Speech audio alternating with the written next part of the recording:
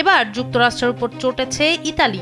ইরানের বিরুদ্ধে মার্কিন ইসরায়েলি যুদ্ধের ১২তম দিনে বিশ্ব রাজনীতিতে এক বড় ধরনের বিস্ফোরণ ঘটালেন ইতালির প্রধানমন্ত্রী জর্জিয়া মেলোনি।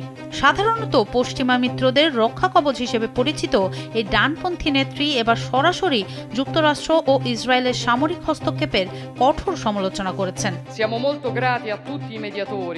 ইতালির পার্লামেন্টে দেয়া এক বক্তৃতায় মেলোনি মার্কিন মিত্রদের প্রতি নমনীয় হওয়ার অভিযোগ উড়িয়ে দিয়ে এই যুদ্ধকে আন্তর্জাতিক আইনের তোয়াক্কা না করা একতরফা ও বিপজ্জনক পদক্ষেপ বলে অভিহিত করেন।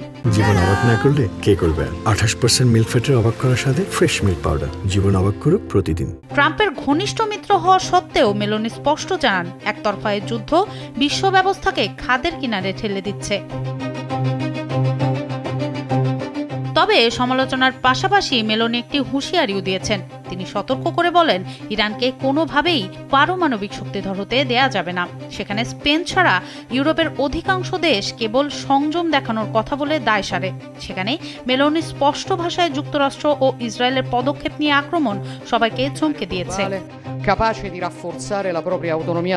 এদিকে সংঘাতের ১২তম দিনে মধ্যপ্রাচ্যে যুক্তরাষ্ট্র, ইসরায়েল ও ইরানের পাল্টাপাল্টি বিমান হামলায় উত্তেজনা আরও বেড়েছে। এর প্রভাব পড়েছে জ্বালানি বাজারেও। বিশ্বের প্রায় ১/৫ তেল ও গ্যাস সরবরাহ ব্যবস্থায় ধস নেমেছে। এই সংকটকে ২০২২ সালের ইউক্রেনের রাশিয়ায় আক্রমণের সঙ্গে তুলনা করে মেলোনি বলেন, বৈশ্বিক অস্থিতিশীলতা এখন আর কোনো নির্দিষ্ট সীমানায় সীমাবদ্ধ নেই।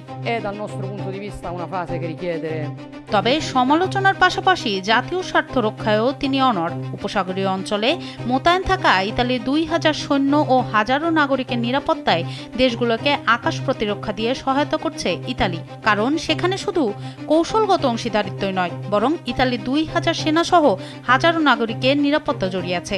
মেলোনির এই অবস্থান ইউরোপীয় রাজনীতিতে এক নতুন সমীকরণ তৈরি করেছে। সনম সিদ্দিকী, কালবেলা।